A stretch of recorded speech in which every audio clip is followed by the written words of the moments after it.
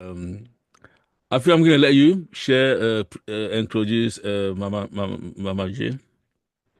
So, Gaama Gloria MaMa G Simms is a revered Jamaican Maroon leader, spiritual guide, cultural performer, and international advocate for indigenous rights.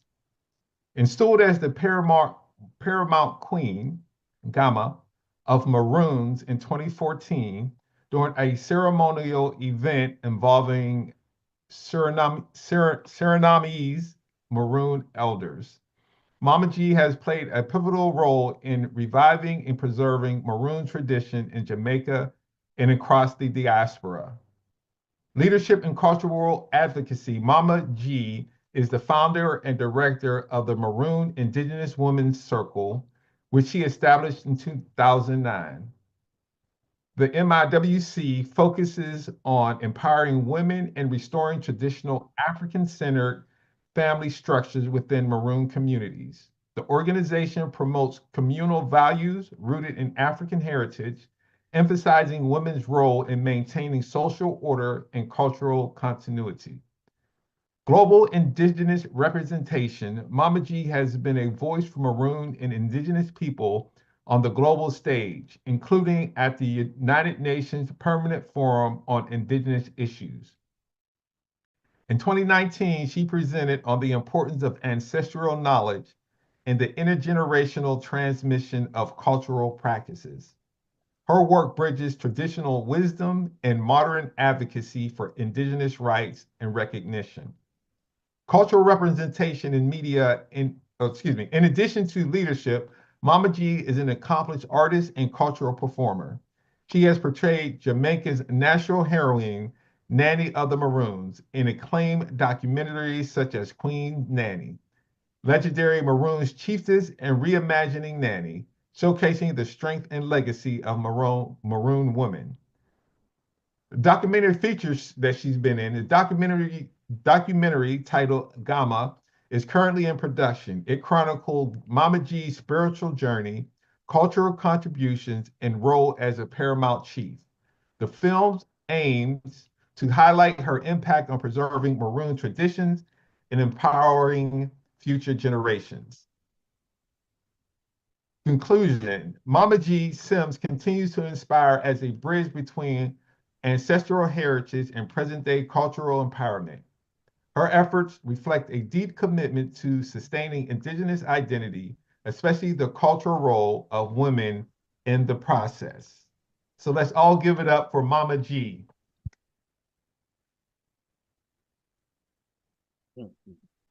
Yeah, you're hearing me better now? Oh yes, it's much better now. Thank you, Mama G. Welcome. Yeah, I was plugged up on a speaker that I want to hear, and it was on Bluetooth, so I said me must that interfering with the technology. Okay. Okay, give thanks for that great introduction. It's so much responsibility within that one introduction, but I give thanks and I feel, honored to be called like this by my ancestors in this time to work with them in my own humble way. With joy, I carry on. Yes. Yes, I give thanks for this brother, brother Monkam, who put this program together. Yes, and invited me to be a part of it. I'm just running out of another workshop that I had with some women speaking on our spiritual traditions, and running into this. It's kind of one and the same thing, you know, in this time, and the topic of this week program is so very profound in this time, where we all know what resilience as Maroon, I can tell you what it means to us because we were always have to able to bounce back from the situation that we were placed into for many years. It wasn't like a day or just a challenge come upon you and you get over it. It was challenging moments, from one to the other, you're out of it, you're into another one, and it was very dramatic and traumatic at the same time. So, we build that strength. We call it the Maroonage principle. And from the Maroonage principle, we learn things that is vital in this time. That many people in this time, the way our earth is running now, there is so much challenges, Even the ones them that never used to have challenges is having challenges these days.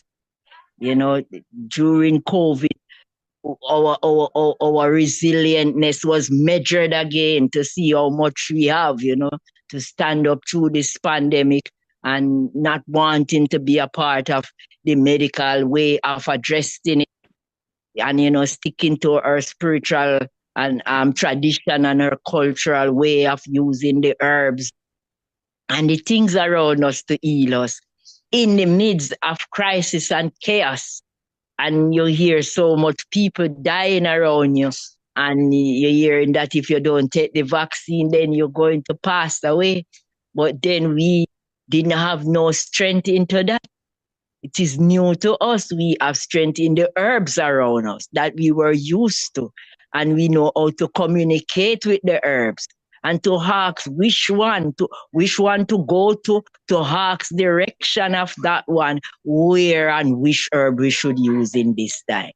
And these are some of the resilient heritage that we save from our ancestors, which were African people who was kidnapped during civil war and all these things throughout Africa and brought into the Caribbean island, and my ancestors end up in Jamaica. And so we learn from them how they really was thrown into battle. They fought for 80 years with the British on their own in the mountain, using every techniques and military skills and tactics, being very tactful. They didn't have weapon, but they have the knowledge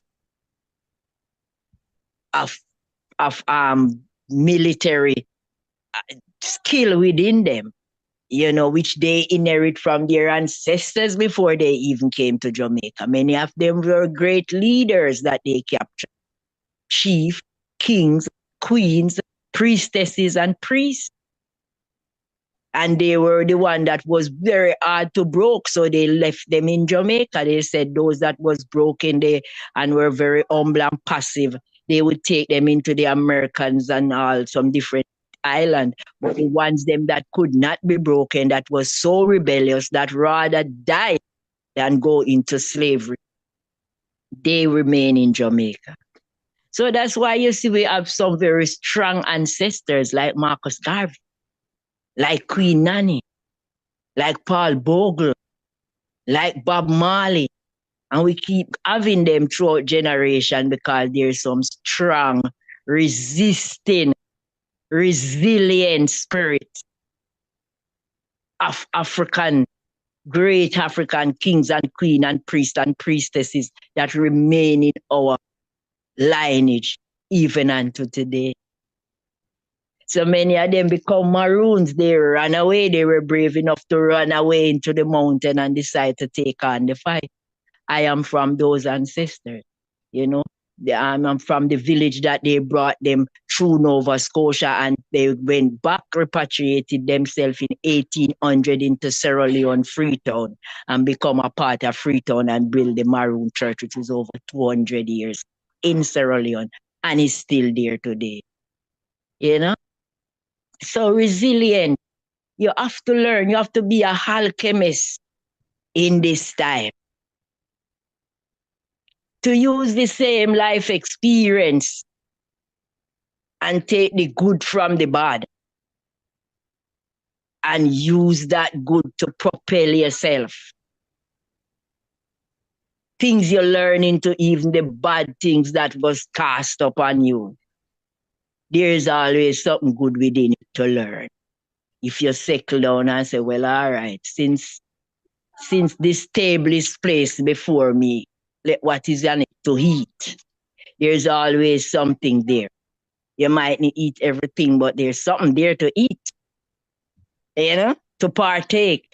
So even in the bad things that they put us through, we learn, because it was those moments that help us to build the spirit of resilient and resistant and self-determination. And these are energy that you need. But sometimes if you don't get the circumstances in life that will help you to build these attributes and to know that you have it because it is tested and proven through what you're going through, then you won't even know you have it. It's like I said, it is good, love and hate walk together. If you don't know hate, then you won't know how to love. Because hate is something that tests love all the while. Your love is measured by hate. And it's true that you realize you have love because you have unconditional love and can even love those that don't love you. Because I always say, you can really have a relationship with love. You couldn't meet the man called love and then go back to hate. After meeting love, you can't, hate is eliminated like darkness to light. So these are the things we learn from being resilient. And in times like these, when you would say they have end up in the shoes of the have not. This is the moment we're in, when the have is in the shoes of the have not. We were looked upon as the people as of the have not. Even Africana always look upon the poorest continent. Poor by what means. We are rich in spirit. And that is what it called for in this time. People that is rich in spirit and can stand up to any level. I call that, and now this is something that the ones them that don't have it in challenging times like this is seeking these things. But you can't gain it. You have to earn it by living it and practicing and going through it. It is not for sale. It don't sell at no shop, nor mart or supermarket or anything. This is something that you have to cultivate yourself through your journey, through livity and living and doing the right within the moment as it is, So it's a very exciting time that we are here in earth in this time. Witnessing and acknowledging these things. Because that's what the world wants now, to face these things that is going to face them, whether climate change or anything at all, whether world issues and social unrest or civil unrest. Is that what we learn through what they put us through? So we are capable in this time because of the resilient spirit that we inherit from our ancestors. And we practice it. Because if you don't practice it, you lose it. And being practitioners of resiliency, we now can teach it to the world. Because it's not something that they can gain just like that. You have to be taught out what it takes. And it's not even you can taught that person have to find that strength within themselves to be resilient against odds. And able to stand up in this time, So as I said, it's an exciting time in earth. So many changes is happening. Changes physically, spiritually, psychologically, cosmologically, astrologically, that is happening right now. Earth is going through all these changes at the same time. And we are aware of these things through our discernment and our intuition and our ancestral spirit that walk with us. And our relationship with everything within our environment, including the plants and the herbs and Mother Earth and the rivers and the sea. We have now built a communication relationship with these things that is directing our path like a compass through life. Without that vision, many will perish. This is what this new chiffon world is calling for right now. And we give thanks that we as African people who has been through some moments where we had was to survive. And we learn how to survive from the environment and the land and the ancestral spirit and the spirit of the great almighty God of our ancestors. These are the things that the world require now. This is the new gold mine. Even more than the mining of the gold in Africa, which is part of our economical upliftment. The spiritual tradition is like a mine, a gold mine to itself, within our mind, within our inner self. Because without that traditional, practical mind of how to go into the other world, to seek direction and guidance and protection and provisional help, we couldn't have made it. And it's the same spirit that is going to carry us through, no matter how much gold we still have. We still need that spirit to propel us through that gold mine, that ancestral traditional ways that is within us, within our DNA, as they call it. It's like somebody asked the other day, of someone, how they know that they belong to a tribe, and if they had done their DNA. We said the DNA is the culture that still come out of us, even though we were taught, and there was no one we find. We get up and set an altar to our ancestors and put the right thing on it because we're following our intuition. And the intuition is never lying. It can never be wrong. So that is our DNA connection. We don't have to do DNA. The practice are in us. And it's a thing that they said that it is said that we didn't lost our culture. What we lost is the way how to explain and express and illustrate the culture. And it is lost by many means of the fact that we had was to hide it while practicing it.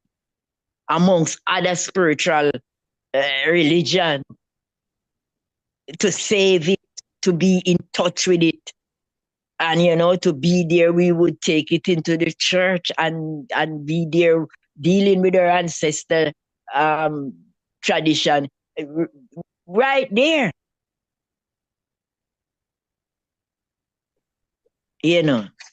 Resisting that spirituality that they were forcing us into. And finding the strength each time we go into our ancestral African way of doing things, our way of doing things, our foreparents' way of doing things. We get great results. So we become so resilient, bouncing back from time to time from situation and keep bouncing and moving and propelling and going on day by day, step by step, moments by moments. And it is that same spirit. I speak it every day. I was visited by Woody Maya here in Jamaica, and when he came to me to tell me that he wanted to take me on a trip to Africa because everybody requesting that I come back. And because I did a video washing his foot that go viral. So when he came to see me and was telling me, I tell him, I said, Africa is going to rise again and soon too, because it don't take no long time, because we are here. As soon as we realize that that is our ancestral land and look to it and turn to it, Africa will rise just like that. Because we are here, we scattered all over. In numbers, in multitude. That's why they have all kind of population curve against our people, because we keep multiplying. We are so much. We're just not in the same place. But we are many. You know? And the battle is already won. We're not reinventing the wheel. It is just time. Time is the master, and time will tell. Time speak louder than anything else. You know, time is action. Time is doing. You know, and now is the time. It's a time of action. It's a time of doing. It's a time of practicality. It's a time of going back to your roots. It's a time of making it happen, because we know it can happen. We practice it. We see where it helps us along our journey. We know that it is real, real, real. And it can work in this time. We are not afraid. Neither are we intimidated by what is going on. We know that when it's like a seesaw, when one side is up, one side go down. So when one side that is down go up, the other side must go down. So we in the seesaw level now. We in the space of the table turn, and those that didn't have is now in the shoes of those that have. That is the moment we're in. And nothing can do nothing about it, because time has tell, and time is the master. It is time. Any mothers can tell you, when the time comes for a baby to be delivered, to come from conception into this world, anywhere you are, it's going to happen. We see them telling the story of Jesus in the manger.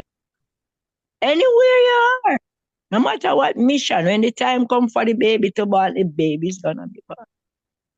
Anywhere. Even in straw, even in a manger, in a car, anywhere. Because the moment has come. Well, it is a time like this now. It is time. You know? And we give thanks for the spirit of resilientness that we have inherited and continue to practice. We give thanks for the spirit of determination, you know, and we give thanks for the root, which is Africa. As people, African, not born in Africa, but Africa born in us, here in the diaspora. Words of Nkuma, you know, as I utter it today. And I declare and decree that so shall it be in this time, that we will go back to our roots, that we will be a people again. The time is now, where women will sit in their position and rule again the way our queen mothers used to operate and function. And that woman will know their role and their space and their responsibility and their position and the reason, the most important reason, the bigger picture of why they are here. It is time. It is time. We give thanks for session like this that connect us from time to time. Give thanks for our brother who connect us to connection like these, you know. I will tell you that I don't have to do my DNA. I know I have Congo blood strong within I. You know, I was born in an era where there was a space known as Congo Town in my Maroon village that I'm from. There's more than one Maroon villages in Jamaica, but the one that I'm from, that some of them went back to Sierra Leone. Most of them in that town was Congo.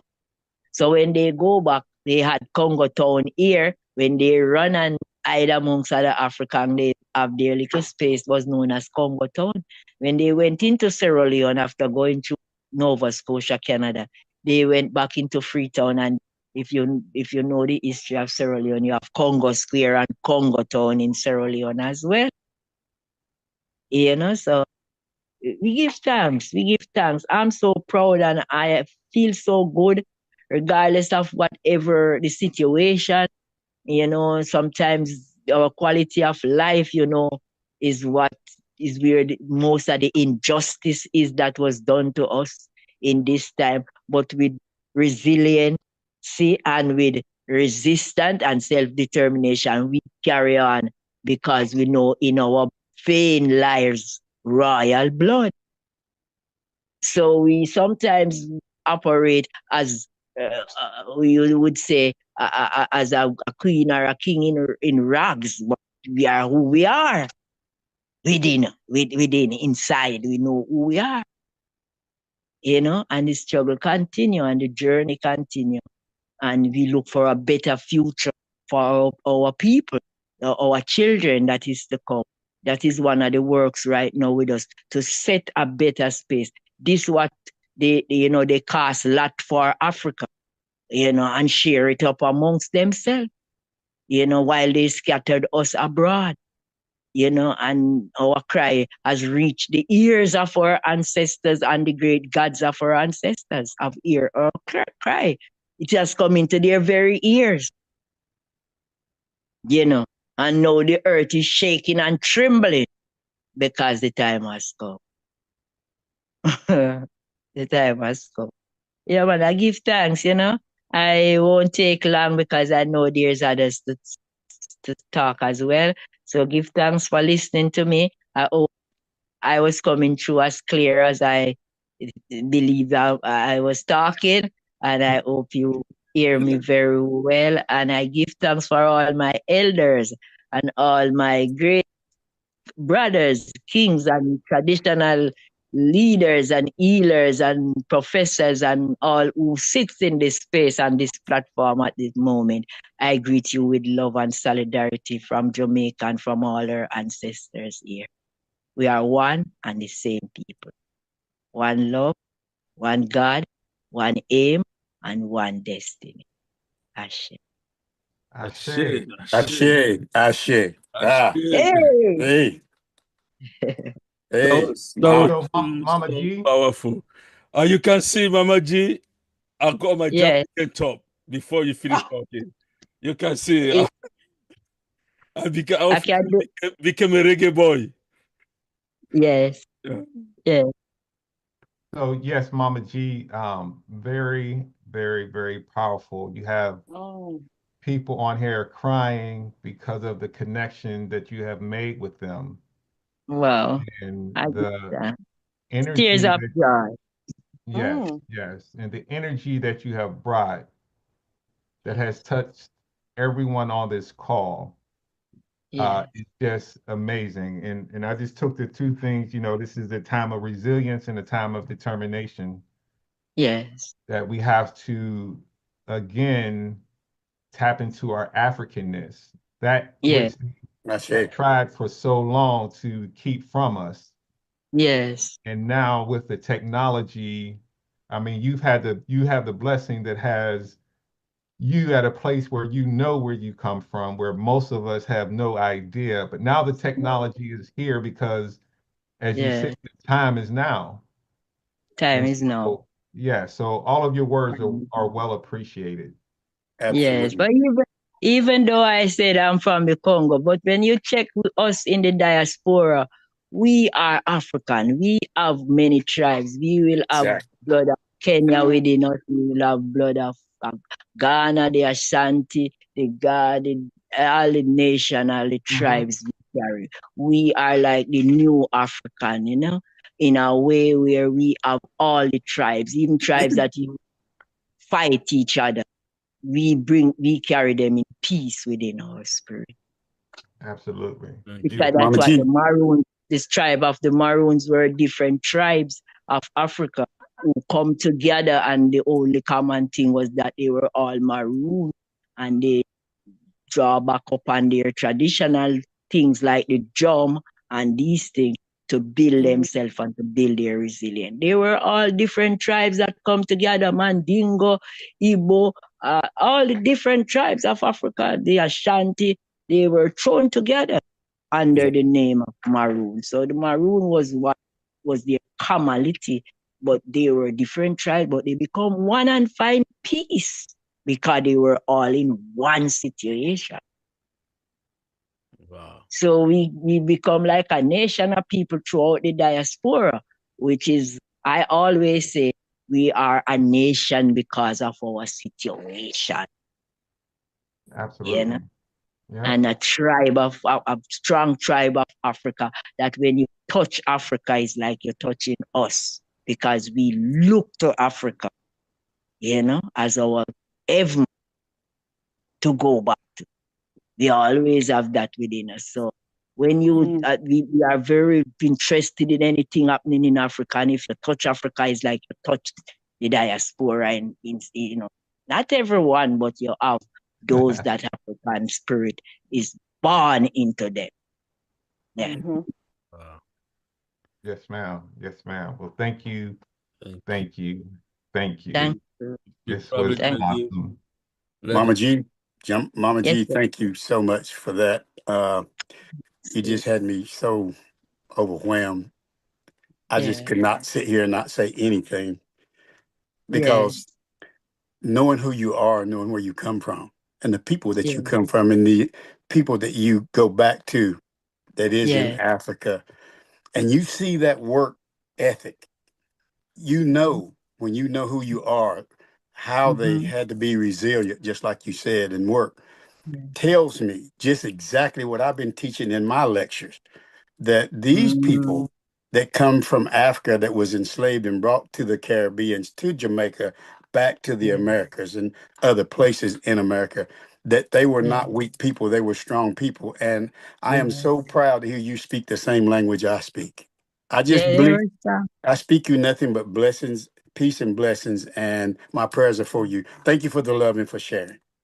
Give thanks. My pleasure. Yes, give thanks. Yeah, this is the only way I can describe my people that I know. You know. Okay, go ahead, sister. Greetings, Mama G. I have one question about the Scott Hall Maroons. Does Scott Hall still exist as a Maroon town? Well, yes, they have a history, and they have spaces over there that they will tell you different stories based around it. So they still existing, you know, and they have their celebration the 1st of August every year, which is what we call Emancipation Day now in Jamaica. You know? Okay, my dad said his mother died when he was 2, so he doesn't know much about her. He didn't know much about her. But he said that he was told that she was a Maroon. What I know is that he also said that what he knew is that she was jet black, and he heard that she was a Maroon. Her father's name is Ellis. Last name is Ellis. Yeah, they are from Manchester, and he was born in Rentcombe, St. Catherine, and then they moved to Mount Industry. So they're between Manchester and St. Catherine. So I was just, I know that I've looked at the list of some list of Maroons, and I've seen Ellis as a last name. Among some of the groups, but that's all I know about the fact that Daddy said he was told they were. That is his maternal. Sometimes I get caught up in a way when I think of them having these English names.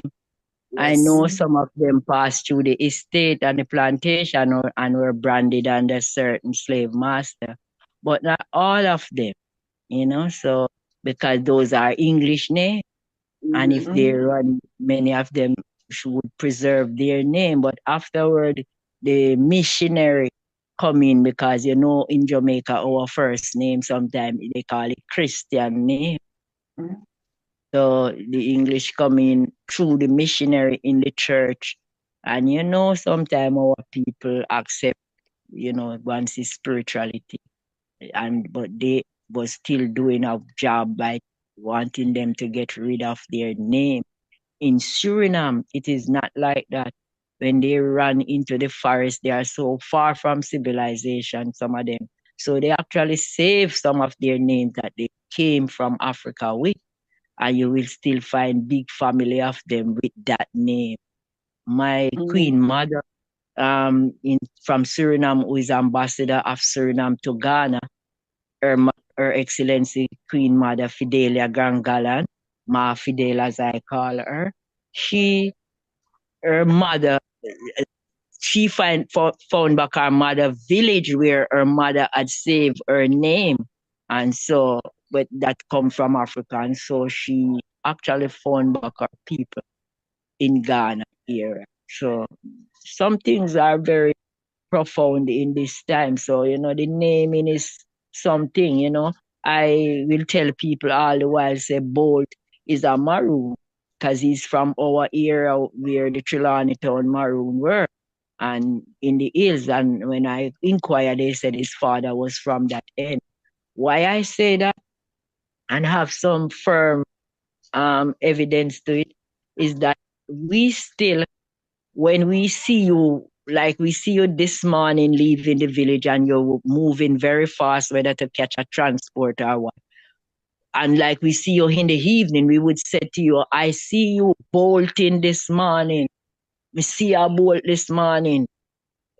Fast, where you was going, you know, in communicating with each other in the village. So the name Bolt was a word that we use and still use in our area of our Maroon town to say you're moving fast. Now, many of the Maroons, they got their name from the characteristics. Like, for instance, if your father likes other English name where they call you Tom, then you would end up as Thompson. But it would really means Tom's son. There was a Maroon brother in our town. He was transported. If you look on the monument in Freedom Monument in Mobe that they put up a couple of years ago, you will see the name Robin.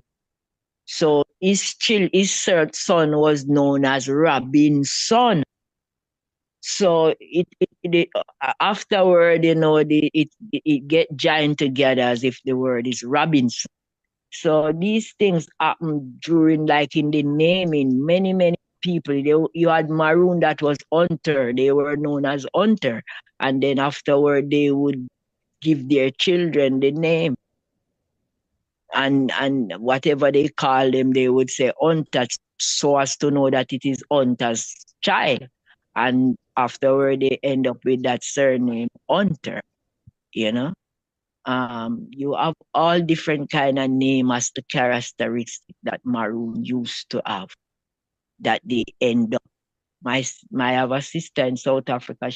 Her name is Archer because her family was from the Maroon Moortown era, and they were part of the old arching back in those days. They would make their own arch and use bow and arrow because they share space with the native Indians, so they learn many things, you know. And you had to make your own weapon because we didn't have gun neither were we supplied by any great nation that has guns. So, you know, few of the ones them would sell salt and wild pig lard, and so as to sometimes they swap it for a old revolver from one of the old English, but that was not prevalent, not common. It was just a few people that would end up with these kind of thing in those days to help with the war, you know. So it was mainly spear and makeshift spear a knife and these things that was used, and military techniques like the ambush. They would put weed around them and you would pass them and think it's a tree. And when, the last soldier, they would hold on to him and then they would use their knife, to do what they want to do. So these were some of the ways, how they fought the battle for many years without that much weapon like how you see what is happening these days. So that just touching on that point little about was talking about the names, where we got our names. So I know that for Bowl to be running like that in this time, and as that surname Bowl, and actually in the vicinity where Sherwood content is next to where I was born. So it's in the same vicinity of the Maroon. When they come from the mountain and the back road, they would end up in Sherwood content and these places. So many people running away from the war and running away from those that they take away to Nova Scotia. All of them wasn't taken away, so they run into other area to live and to make family afterward and using their name, the same way they had it. So I know that Bolt is one like that. And for him to be running like that, it's not just the name Bolt, which is a name we Maroon used to say you're moving fast. But it's also the attributes of him with that, he's coming from a heritage or a lineage that was very fast. Yeah. Okay, outstanding. And thank you for the question. Dr. Elong, he's going to speak, and then we're going to have Brother Tani and the professor share some things. Thank you so much, Mama G. You got Sister Mutit as well after. Thanks a lot. So my question to you, you had me over here boohooing like a baby. I was over crying like somebody hit me in my jaw. That was so powerful. My question to you is, so my father's surname is Vassar, and it's Dutch. And so I know there's a huge Dutch community in Surinam. But I wonder if you know any history on that name, Vassar, Vasser. Vassar. Mm-hmm. No, I would have to find out from them here. I could ask Her Excellency. She's very good with those things, with the culture. I could ask her about the name. Yeah. Thank you very much. So what I'm gonna do, I'm gonna connect the two of you. So I'm gonna share the phone number, the queen, and then your phone number, so you guys can connect in terms of looking for that. Right. Yes, that will be good. Give thanks. So I just got a quick question. I know that it's not actually a question. I know that when Prince Gordon read your biography, you do a lot of things. So what do you expect from us, in the diaspora, to be able to help you on what you're doing, all the work you're doing for our people in Jamaica, helping all the women and everything. So how can we support you on that? Oh, question.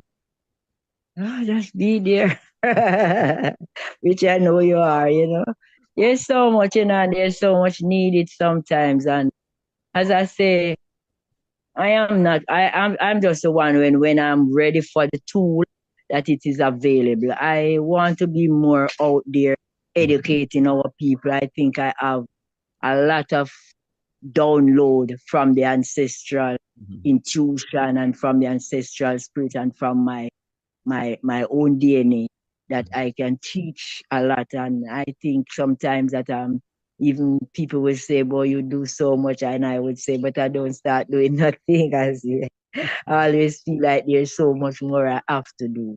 And, and one of the things I love to share knowledge, because I have that, it's like a fountain within me. And I love to share knowledge with our people.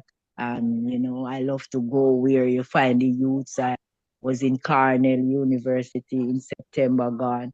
talking to the youths, in between the academics, there's always life challenge that sometimes my mother would say ambog, but enders, the academic, and sometimes the students struggle with their life issue and to keep up with the academics. So, I'm like a bridge between that, explaining life issues, explaining life process, because life process is very interesting if you know what is happening, but when sometimes we don't know the language of the spirit and the language of life itself and what it is really communicating to us, we can sometimes mess up for a while, go way down the road to realize you have to come back because there's the road you were walking and really is a dead end and all these things.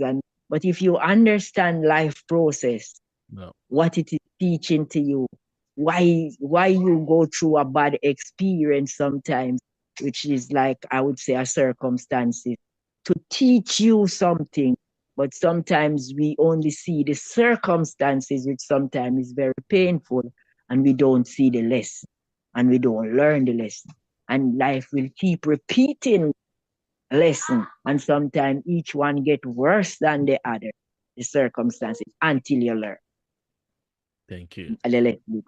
So I love to be that bridge between those worlds, because I've been there many times, to share with people, to appreciate what is happening in your life, trust the process, don't mud up the water, just go with the flow, and because it is just the beginning, you will see what life is working out for you. Just, and so I love to be that person, that niggle, because I remember when I didn't understand many things myself. And then afterward, I start to understand, and I say, you can't pray pray and expect that you go through a challenge now, and you pray sometime and feel like you want a answer from the spirit that will make you don't go back through any more challenges. Life is not like that. You have to go through it. That's how we grow. That's how we evolve. That's how we expand. The challenges that we don't like and don't want to face is what help us to grow.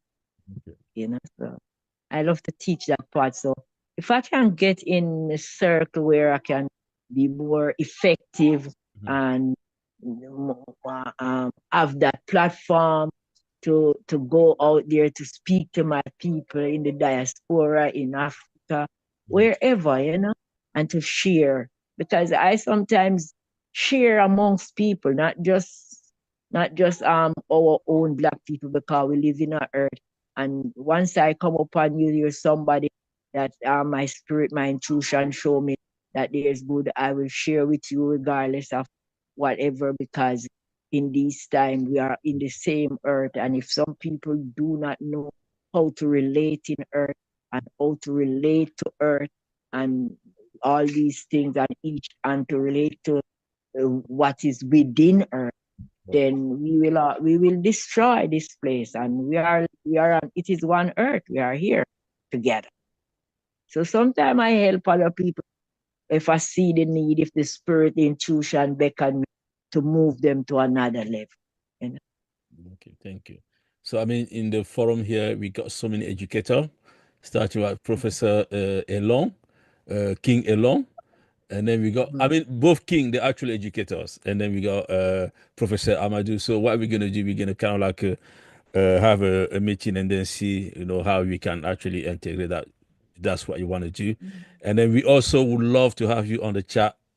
If we can have you every weekend, that would be perfect. So I'm sure that there's so many things we're going to learn. I will try to be as often as I can, yes. Thank you. Thank you. I will try to be there, yeah. We keep in touch, and yes. I spoke to you the other day, like 1 hour, and I learned a lot. Yeah. About about so many. There's a lot. And for me, being born in the continent, the culture was created by the Maroon, by anybody else. Black people outside is part of my culture. Yeah. So I'm always learn. I'm always willing to integrate. I'm always willing to be there. So if I'm thinking of coming to Jamaica, obviously it's going to be in Charlestown. You know, so please do. We welcome you. You know, we have a nice space that welcome everyone when they come here. You know. And so we have the arrangement, we have the settings for it, you know. And people keep coming, you know, from the diaspora, from Africa and locally. And so, you know, we do tours, we have a Maroon museum, we have a dance group, we have a junior drumming group with dancer, and we also have a senior one. So we keep the culture alive, and it's all African culture. It's all about African culture. We know nothing else. Nothing else will make us happy. So we continue to live it outside of Africa. And you know, we look around and say, after so many years, for us to be so engrossed and whatever the word is, like still having our culture, still embracing it, still able to transmit it, to bring healing to ourselves and others and to the earth. Must be a very strong culture, because there's so much has been done for us to lose it. Even this morning, there was a program that we have on one of our popular radio known as Running Africa with Sister Kabu. And this morning, there was this issue on it about police locking up a man because he was burning incense. And that just happened in Jamaica just lately. And he had candles. So they say that he's practicing obia, because there's a law against obia in Jamaica from those days. And so they don't move the law. And so they lock up a man for that. So I was, somebody called me to tell me, so I said, so what happened if the police come and see my shrine and my altar that I have here? What would they do? So, and I mean, I know nothing else.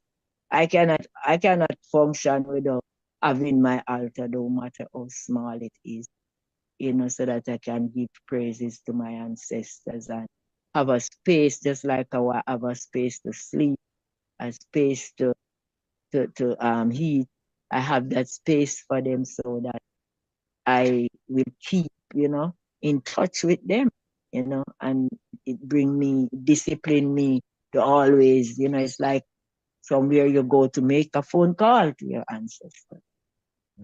So I don't understand what is happening in this time, that we could have police when there's so much crime and violence physically happening, of crimes that they can't even solve, that they would go out of their way to leave these things that is what they are trained to do, to go and trouble somebody lighting incense and saying his prayers. I mean, the Catholic Church, every Sunday morning they have mass and they light a candle much thicker than my body. And the candle is very big, and they light incense, and they have their holy water, they have the altar. So, I mean, if you're locking up people for these things, why don't you go and check them? You have so much Catholic Church in Jamaica. Why you not checking them? They do their altar, they burn candles. That's a sin that you can lock up a man you come across saying prayers to maybe his ancestors.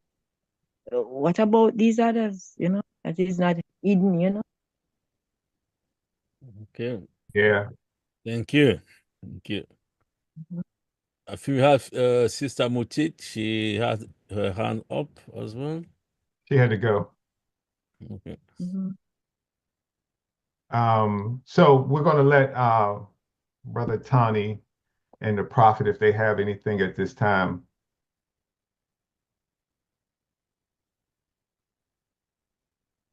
Yes, good afternoon again. Yes, we are here to, as I introduced the Prophet, the traditionalist. Yes, in case of any question concerning spiritualities, he's ready to answer, right? Mr. Gordon and my brother Gordon, King Gordon, yes, Prince Gordon, Mr. Monken, they know already who the prophet is and what he did concerning some research concerning spirituality. So now, any question, or I think that you guys have a lot of questions about what really matters concerning spirituality here in Africa. He is the one connected with the sacred forest, and is the one that knows how to interpret, how he can communicate with the plants, and he can know anything about the soul and the spirit, no matter where you are. So, in case of any question, if you have a question, he's there for answer. Thank you. So, anybody got any question? I do. I do. I think I'm hedging though, right? Okay. So the question is about Obia, right?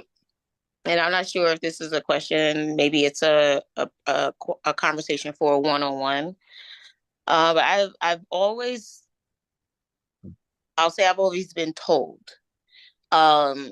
that Obia is not a spiritual practice to constantly ask about.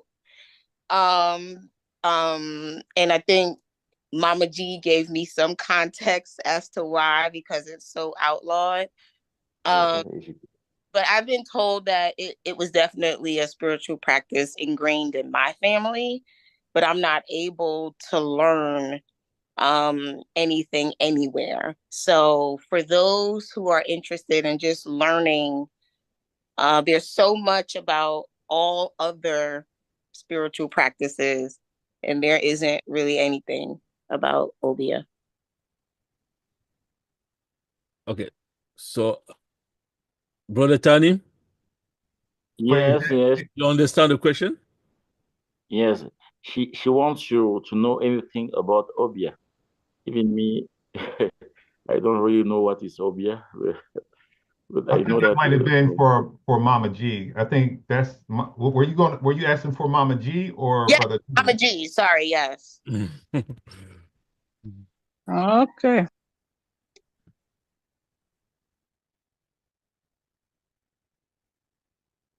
Yes. Hobia. Our spirit, are you hearing me? Yes. Yeah. In Jamaica, our spirituality was known as Hobia. It's known as Hobia, just like how in Haiti they would say voodoo. No, in Suriname is the only other space that I go that even though they were not colonized by the Dutch, their spirituality is Obia. And they said, when they said it to me, I said, oh, they're in Jamaica, that is considered very bad. They said, no, it was not eroded here. And so it is healing, and it has to do with the same thing like voodoo. It's the same thing. I've been to Cuba.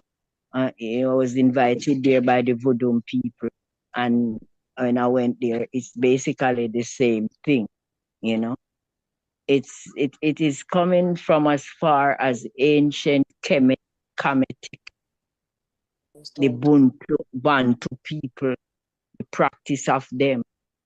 And so in the West, and I say, well, it must be an ancient name if the Surinamese people were colonized by the Dutch and they don't speak English, but they still have the same spirituality and saying the same name. In every Maroon village, you will find them have a Obia house, which is like a little security post at the gate. It deal with healing and spirituality, same transformation as if, you know, the energy of voodoo people working with the snake and these energy, you know. It can be absolute powers that it left to the practitioner what they think and what they are going to do. But in Jamaica, our grandparents would use a lot of parables, proverbs to speak of it without saying the name. They would say to us, what goes around comes around. And then they would say to us, what seed you sow, you will reap. That means if you do bad works in the spirit, you will eventually reap it. They would say you can, if you do me good, you do yourself, and if you do me bad, you do yourself, because it is from chemetic and very karmatic, like a boomerang. When you throw it, it returns to you. So if you throw bad works using obia out there, it would return to you. You know, when you check obia and the spirituality of it, from the knowledge I get from Surinam and what I learn here, it is so pure, you know, in a sense where that it's same one. If you don't do a clean work, it the same obia will judge you. It's not somebody that is coming to judge you, it's your own works. So it is very pure, you know. And to know it like that and to see that they look upon it as dynamic when it has a lot of purity in it, is absolute powers. It left to you and what you want to meditate when you're using it. But once you know the powers of it, that anything you meditate, even something bad to someone that you think have done you something, the works is going to come back to you. Whatever you sow, you will still reap. So after knowing that, you know that you cannot use obia to do something bad if you mean yourself well. You can do somebody something bad and mean yourself well, because you are going to inherit from the same crop when the time comes, because time is the master. So it's something very pure. It is not talked about in certain ways, but it's very pure. It is healing. You understand? If you take a medicine to somebody for a pain, they say, we call it obia. I bring a obia for your pain in your belly, because it is used as healing. Okay. So it is not anything as bad as what the colonial master realized, and it was very manipulating when he painted that image about it, because he realized how powerful it was, because it is one of the most feared and the most undiluted powers that came out of ancient Egypt. You know? Oh, wow. And thank you. And yeah. That validated my spirit. So, and we have everybody on here crying today, and that's again what this platform is for. I would say this: are you? What's your lineage? So Nassau, Bahamas. No, is it Bamaleke, Wando? Tikar? Yeah. So I would say, you know, going back to what Mama G was saying, and probably I know I've heard Brother Tani say this often. What you're asking is in your lineage, right? Like all of those West Africans, most of them that have come from Egypt, all have close to the same spiritual system, even though it's called by different names, right? Yep. And so now that you know a lineage, I mean, I just got to go back to Brother Tani so much, because just being on this call and with these people who are on here, like Princess Mondu and all the others, like you're connected. Like there's a major connection that happens here that extends beyond you being there, right? So when the ancestors call you for whatever that is, it's like for most of us, it's so hard to find it because we don't have the people that we can go to touch and say, hey, I'm having this feeling. What is this? Right? And now we have Mama G, we have Brother Tani and the Prophet who can now connect you back to that. And it's not something that's bad or whatever, because that's a colonial thing. The more they say it's bad, it's funny because the more they say it's bad, the more we run away from it. About it. The more that everybody I asked said like, ooh, or so it became well, I have to ask in the right rooms. Absolutely. Absolutely. And this is the right room for you to ask and for you to almost get an answer, right? Because it's that spiritual piece that is so strong. There goes some power problem. Yeah. So if they don't get cut off, we're going to have Sylvia next. And I know Mama G said she wants to connect with the Prophet. Yes. Put that in. I think she put that into the chat. I'll do that also. I'll do that. So Mama G want to connect. Yeah, I'll do that. I'll handle the connection, Mama G and the Prophet.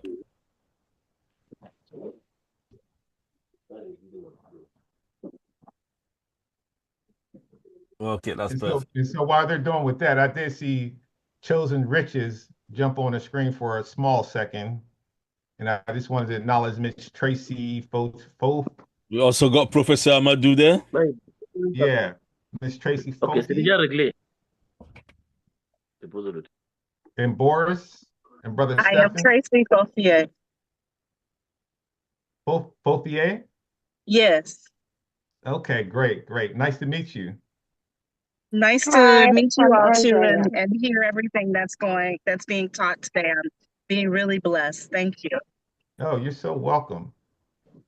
So Tracy, real quick, because I haven't had a chance to meet you. Maybe you've been on here before, but what lineage are you from? I am from the Tikar Hausa and Fulani lineage.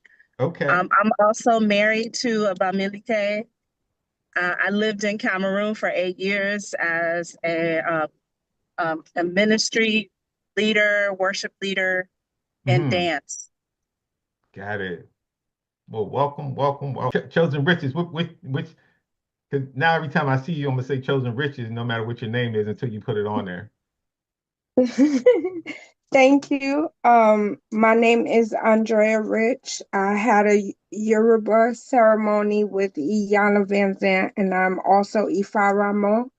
I am part of Bamalike. I did do my ancestry DNA approximately 2 years ago, and it came back 100% matriarch Bamalike on that side.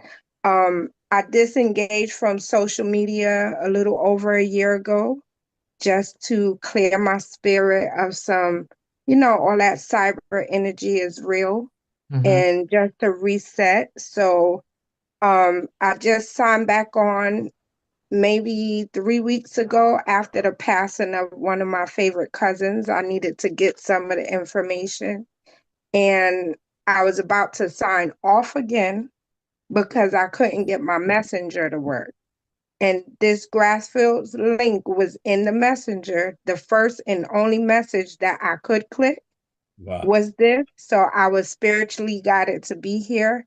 I used to be part of the lives some time ago with Brother Mancam. Yes. And so I'm glad to be back. And Mama G just set my soul on fire. You are the affirmation that I needed, that I do belong, that I am attached. You just spoke to my soul, my spirit, my legacy, my lineage, and every cell in my body.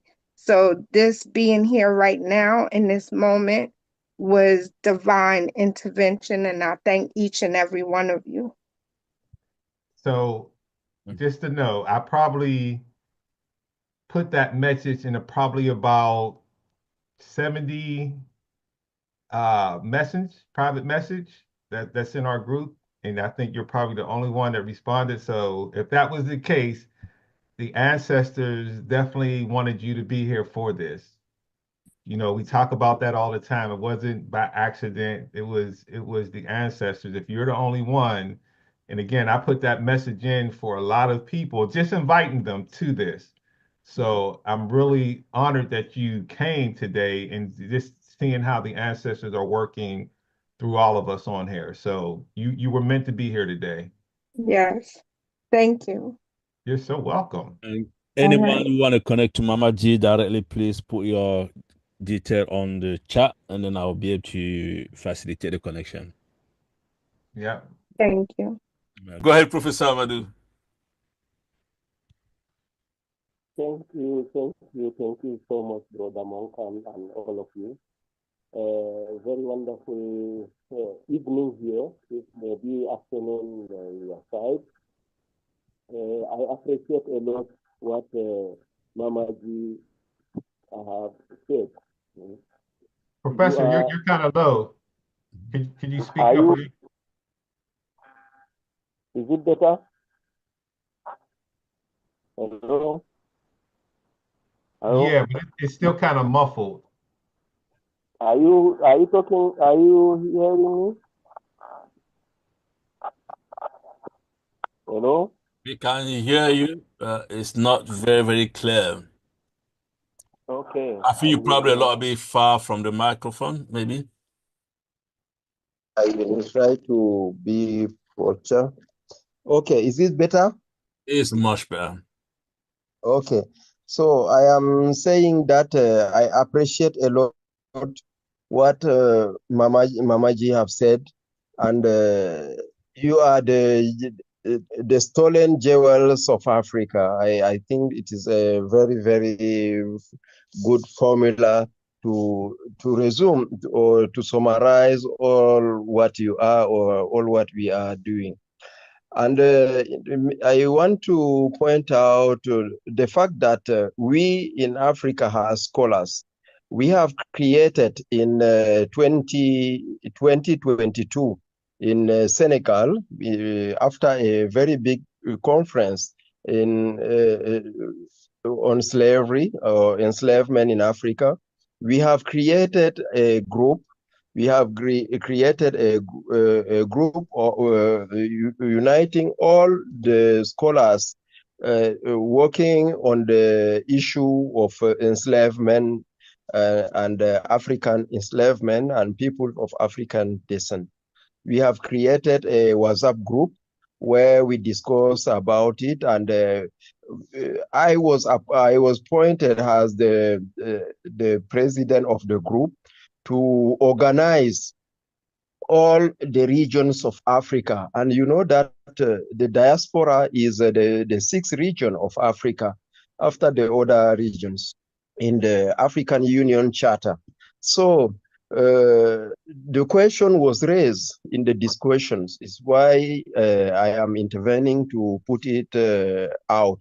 So we have to reinforce, to reconnect the links between the continent and its diaspora, whether in America, in Asia, in Europe, anywhere on the globe. So there are many, many challenges.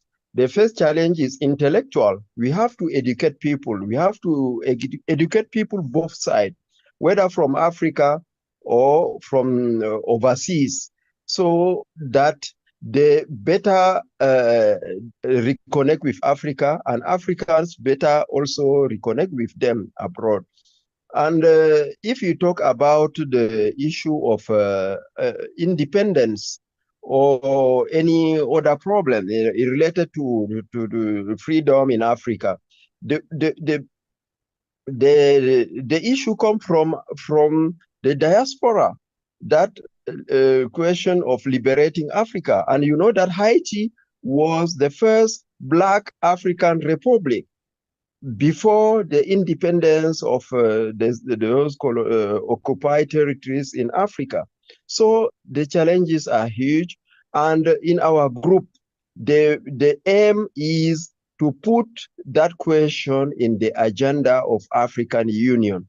So we are working on the intellectual domain, but also we will push to our head of states in Africa to put that question of the links with the diaspora at the top of the agenda. So we are working on that. We are working on that that issue.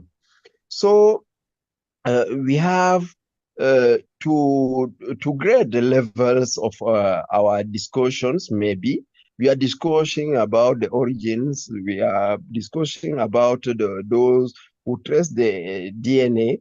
It's very important to reconnect them with the continent.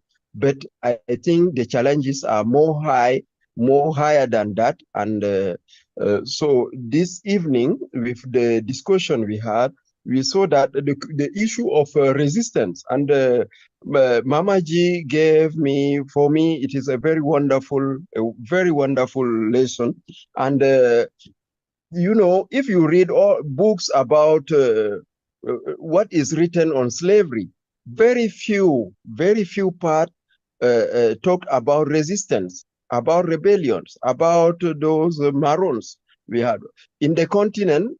It is like if all Africans were ready to be enslaved, and so that the foreigners come with boats, took them, and then go to make them work in the plantations. So the issues are very high. We have many important issues. So this group have to be reinforced. This group have to be to embrace many other issues. And I think with us who are working in that domain, in the continent, historically, culturally, the memory issue, and so on, we have to put together our hands, to put together our efforts to push the agenda, so that whether for Africans in the continent or outside the continent, Africa will be that home for everyone, where everyone will find its roots, but also the home we need, the home we have to find, the home we have to build. Thank you very much for those very important points raised in that discussion. And I finish by where Mr. Pondo started his words, by the question of healing, the question of pardon. And yes, we have to consider it in two sides. The sides of Africans as descendants of those in the continent who plays some role in the transatlantic slave trade or trans-Saharan, but we are juridically, we cannot say that we are not accountable of what our parents have done. How are we going to ask for pardon? Are we going to ask for the deeds we didn't do directly ourselves? So it raised some issues and so on. And many African countries have beginning or are considering according more consideration to that issue. So like Benin, like Ghana, like Senegal, like Tanzania, I think many African head of states are trying to foster, to push that issue of the diaspora, and to give them more consideration, and to give nationalities citizenship. And I think it is the way. So we have to push forward, and then make Africa the home of Africans, whether on the continent or abroad. Thank you so much. Thank you to all of you, and have a wonderful evening or night. Thank you so much. Thank you, Professor Amadou. Those were some good words. So unless anyone else has anything, I'm about to jump off. We are going for a marathon tonight of almost 4 hours. And I know Jackie wants to stay another hour, but I have to go. I don't want to stay another. No, I don't want to stay another hour. But I will say this, golly, you know what? The spirits are messing with me. Okay, every time, but it's not today, Satan. Not today. You know what? I think that this is what was put on the table today, and the reason why it has gone so long, and yet look at all the people who have stayed on this call, is because this is the meat of it right here. And there's a lot of different viewpoints, there's a lot of different voices, and this is something we have, if we really want to be real about reconnection, this is the stuff that has to be dealt with. And we need to peel it apart. It's like, what is that saying? You can't eat an elephant all at once. You have to take it bit by bit and really walk through it, right? So I just would say I highly recommend this topic, resistance in particular, needs to be put on the table many times. And different voices need to be put up to talk about it. And what the professor was just saying in terms of there's no or very little history that's taught, there's a reason for that, right? They don't want us to know that there was resistance and why did things fail and so on, et cetera, because if we understand that, then we understand how to really make the connection and to be one nation and to move as one people. So that is what my spirit is pushing me to put on the table. Let's do this again. Let's take it in smaller chunks and let's make it happen. Let's sow the seeds. Well, okay. Well, before y'all go, this is Jason. I just want to say, one, I really appreciate y'all for putting this on. So in regards to resistance, I want everybody on here to take heed to this. Knowledge is power. We actually are gaining knowledge about ourselves. And I think once we gain that knowledge about ourselves, we're stronger beings, we're stronger individuals. We understand the practices and the principles, which give us the clarity to resist. But I think the hardest thing the biggest thing, and I keep telling this in every interview, every conversation, is this. This message needs to be reached to the leaders of Africa. So whoever has the insight and whoever has the power, because the reality of it is real simple. We are the Jews of Africa. We are the children and the descendants of those who were stolen, who were sold, who were stolen. And in order for Africa to free itself of its criminality and spiritual criminality, it has to bring us back home and has to give us that opportunity. We are fighting for something. And I believe wholeheartedly these meetings right here, I so heartily am watching what's going on with Burkina Faso and what's going on with just African countries that are trying to resist. And I'm really looking at the fact that we are the people that are utilized to destroy our country consistently over and over again. We're manipulated. I listened to the general say all the negative things about Burkina Faso. And the only thing that man was guilty of is saying that I'm not going to allow the white people to take from this land anymore. But the problem with Burkina Faso and every nation in Africa is before you can resist, you got to bring your troops back home. If we don't do that, then all of these meetings and all of these great things is great, but we're still being victimized.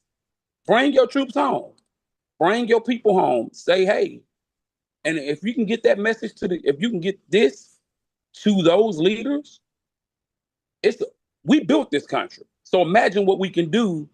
Imagine what we can do at home. We are the children of the people who built Washington, D.C., who built these lands, who came up with all these innovations. So they didn't take slaves. They took doctors. They took lawyers. They took engineers, right? And they made them into slaves, right? But we have to get that message out to say, hey, open up that citizenship. Give it an opportunity. We're not worried about us. We're worried about our kids and our grandkids. And then that resistance, it's going to come. Because then you're going to have your jewels back. You're going to have your warriors, your soldiers. And stop. And I say this, and I'm leave y'all with this.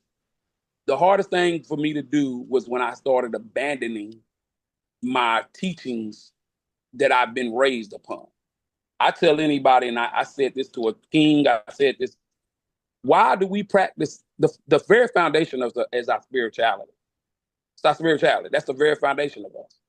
And if your foundation is rooted in what the slave master gave you, then how can we be strong? So we so scared of voodoo. I mean, I have friends that are they Catholics, and they like, nah, man, voodoo bad. I don't want to go to Benin because they practice voodoo. But the very first thing you got to do is say, wait a minute, why would the slave master give us the key to our freedom? So, oh man. So I'm telling you, stand and start talking the real talk. Talk to the leaders. And I promise you, it's gonna come to pass because something in us is calling us home. Something in us is calling us home, but it's not just for us. We are those children, but it's not really for us. It's for our children, our grandchildren, our great-grandchildren. But the leaders of the puppets who have been placed in charge have to leave. And the real leaders have to come out, and they need to bring us back. And that's what I want that to come. Birkin Faisal gave, I think, 73 citizenships. So if that message can be reached, we can go as far as the moon will take us because we are the original creators of this earth. And we are the inhabitant.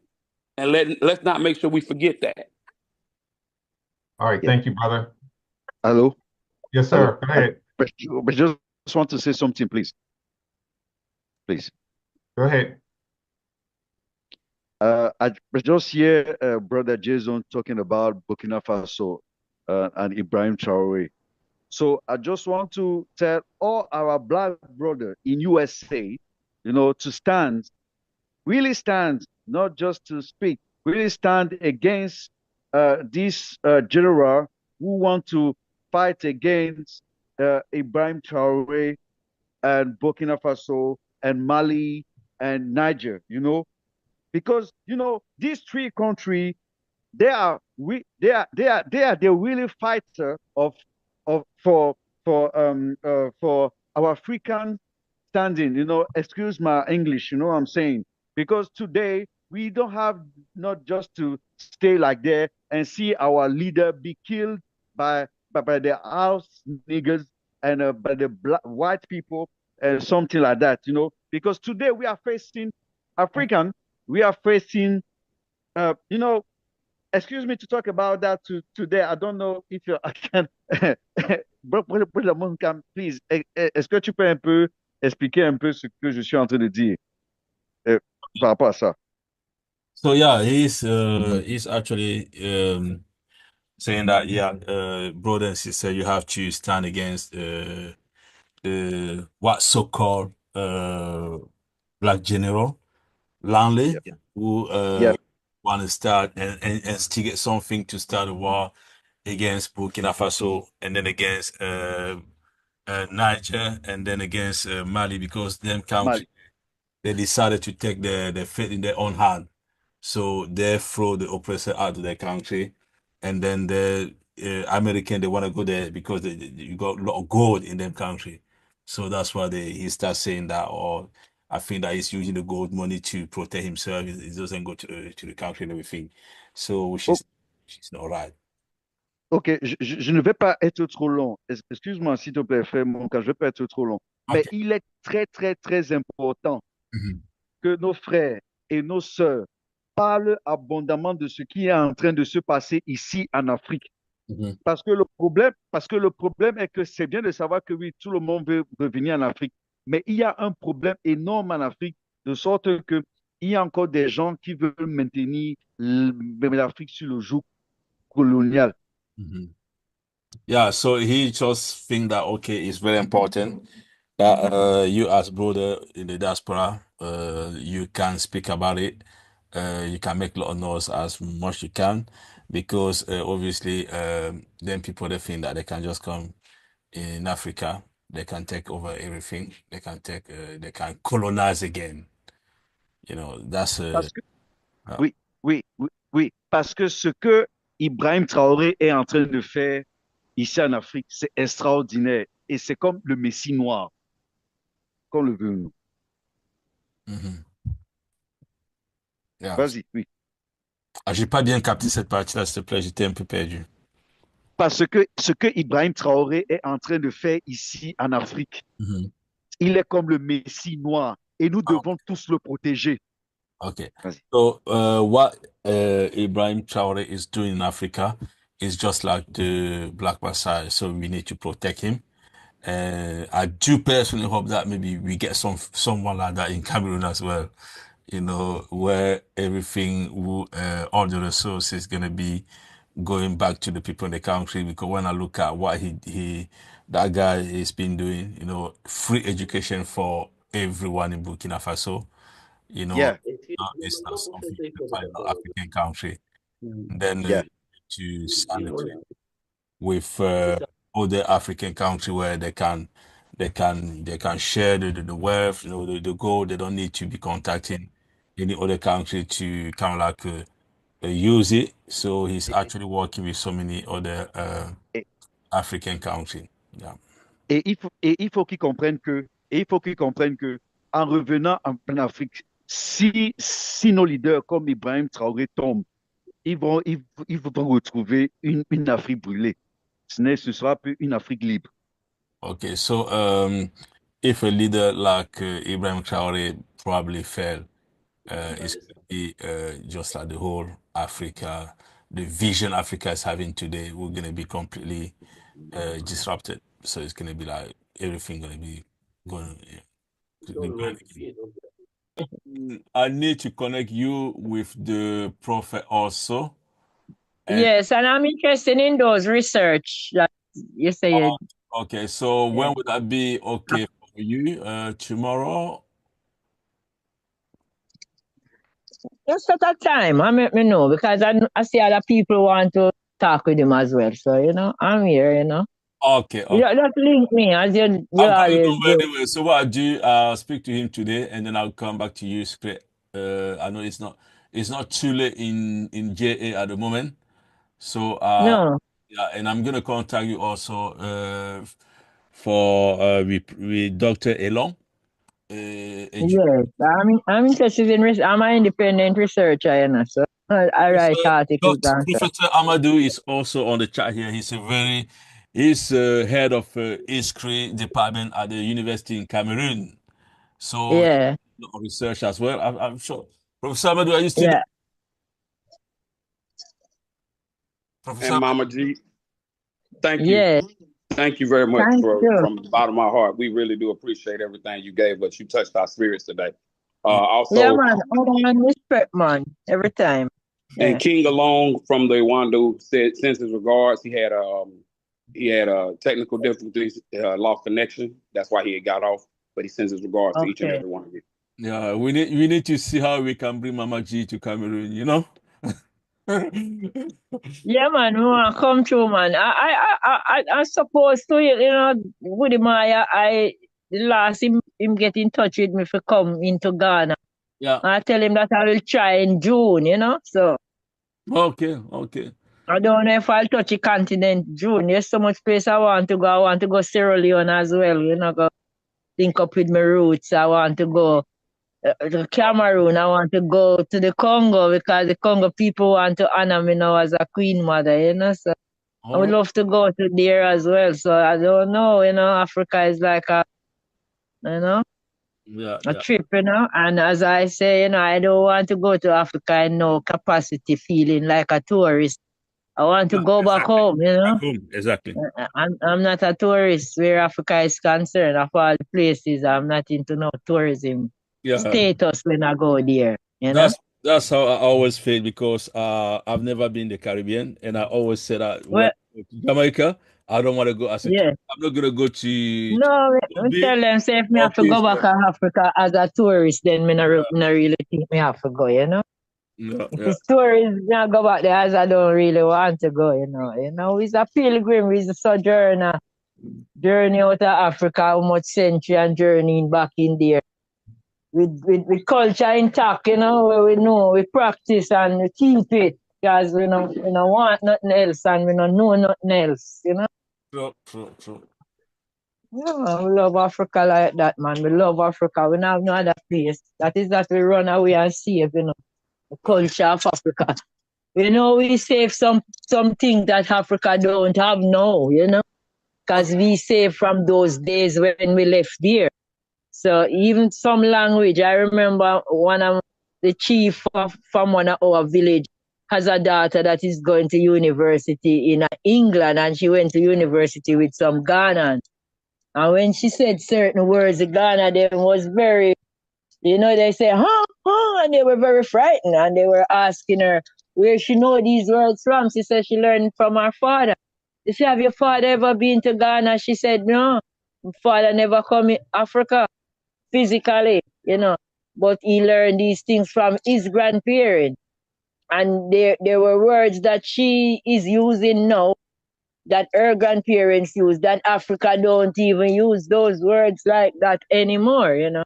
But they know of it, you know. It's like the geese to the Amharic, you know, you lost certain language after word. But when we left there from those long days, generations ago, all we could save is what we left there with, which is generation back.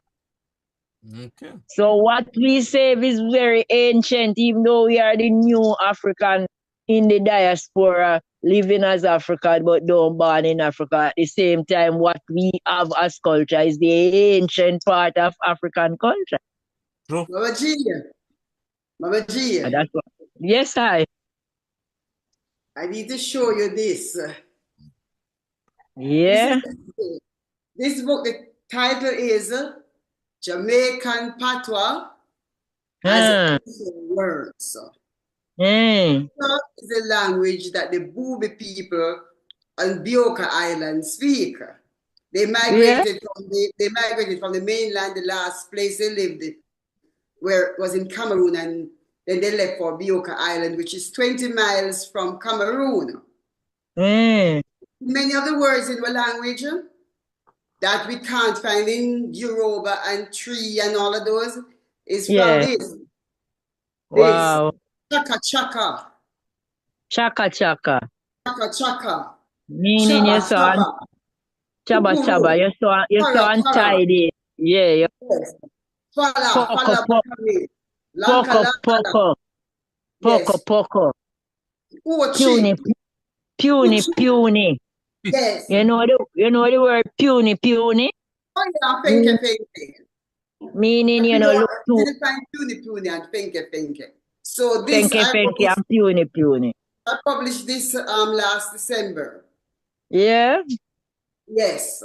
So it has about 42 words from a patois that it belongs to the HRH language. Good. You know, I have a program that I have on a small radio station. I've done it for a little while now, but I'm using the proverbs of our people, because I think Sierra Leone people use the same proverbs that we use, you know, in Sierra Leone. So I'm using some of the proverbs, you know, as critical thinking, you know, and to teach people wisdom, because the proverbs is something that make you think, you know, it make you go think. When somebody tell you a proverb, we grew up with them. They were what our parents used to reprimand us, to correct us, to, you know. Actually, like when you would beat a child, but instead of that, your mother just say a proverbs to you.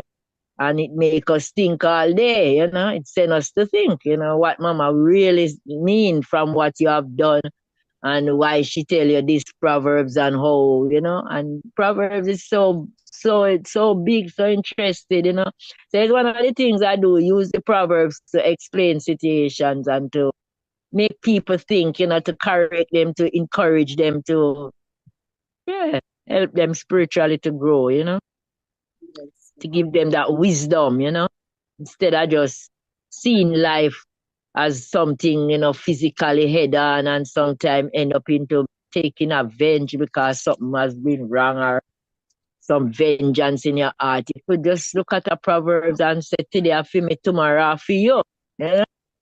Things like that. Yeah. Thank you again, Mama G. Thank you very much. Yeah, Mom. Thank you. Thanks too. I've been to Moortown, but I've not been to any other Maroon town except Moortown. Oh, we are Charleston. We are at the foot of the Blue Mountain in Buff Bay. That same place in Portland, but yeah. Yeah, that's my video with me and Woody Maya. Okay, Mama G, I got a question on this video. I saw washing his feet there. So what does that mean spiritually? Washing feet is a way of honoring someone. It's a way of honoring. It's a way of uniting, a way of bringing ones together in unity, in service to each other, in equal. None is not more than the other. But if I can wash your feet and you can wash my own. And it's a very humble act, but very powerful, and something that balances us as a people and make us feel like none of we know better than the other. We can serve each other regardless of our roles and our responsibility. You can put it aside later, down for a while, and honor someone.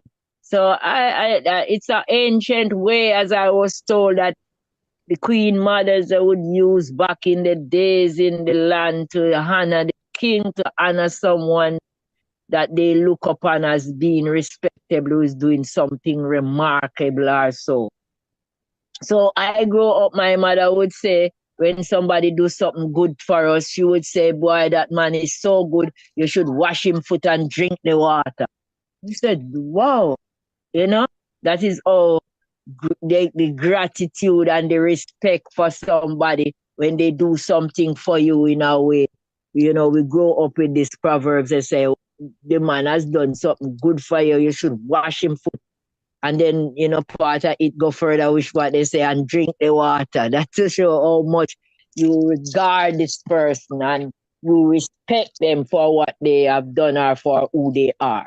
So I really respect Woody Maya as a blogger, who I see many bloggers, even in Jamaica, there's so much influence on bloggers, but I see them most time they use the internet and the blogging space to make a war against each other, to disrespect each other, to bring each other down, to spread stories that they have no real concrete facts that it is true, but they will use the media of the social media and the influence and bloggers to spread these stories without finding out whether they are true or not. So when I see Woody Maya using that platform in such a universal, I wouldn't even say international way, because we Black people is scattered all over the world. And when he used that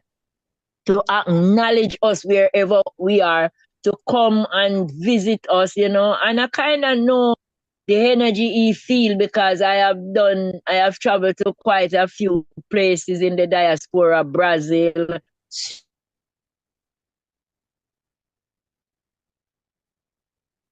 Wow. That's powerful. I think that we probably gonna bring Mama G back another day. There's so many things to share.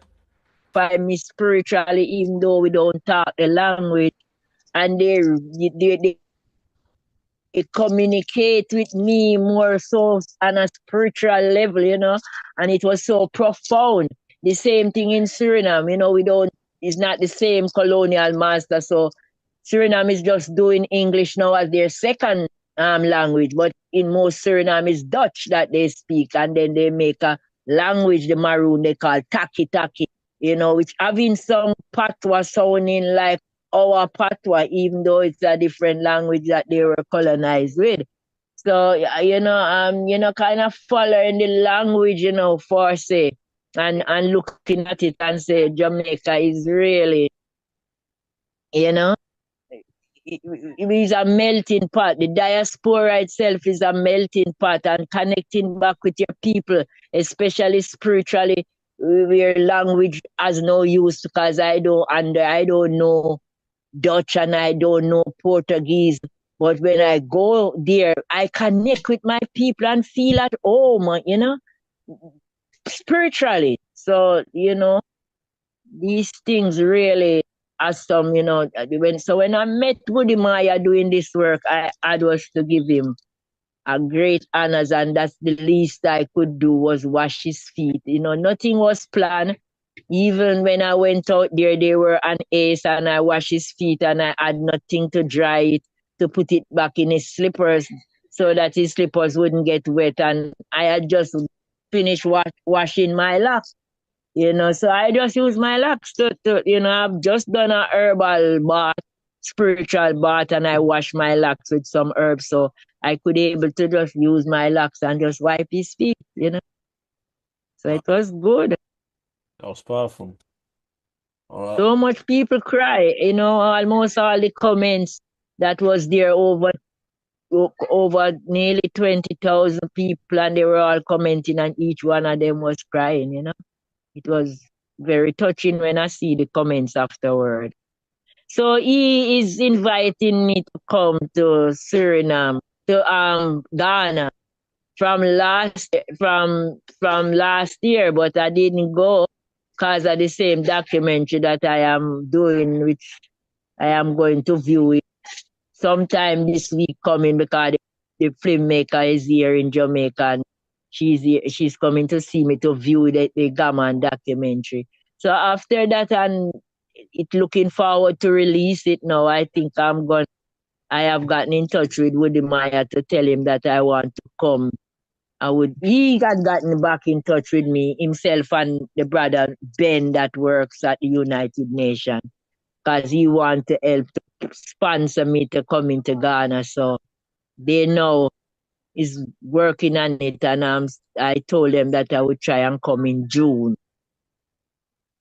Well. So let's see, if I touch the continent, what can happen.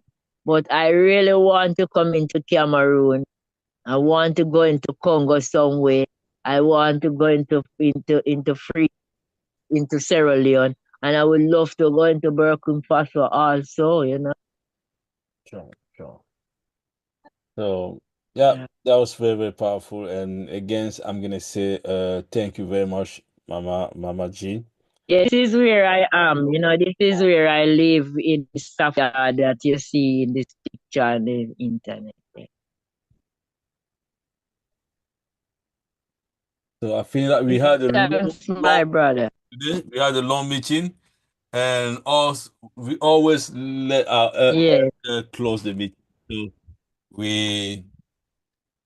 I'm gonna let it to brother Prince Manka. He's gonna choose to close the meeting, and then we're gonna catch up after. Yeah, the meeting's been closed, brother. So okay. Thanks a lot. Yeah. Yes, brother Manka. Thank you again. Yeah. So the meeting has been closed now. So Mama G was the last one to speak. So I will see everyone when Malcolm puts another class together. So everyone have a good evening and have an awesome week. And thank you again, Mama G. Thank you. You and good night. Our DNA still remains the same, connected with those who are on the continent. We are people who formerly were Africans who were kidnapped and brought to America. Our forefathers weren't the Pilgrims. We didn't land on Plymouth Rock. The rock was landed on us.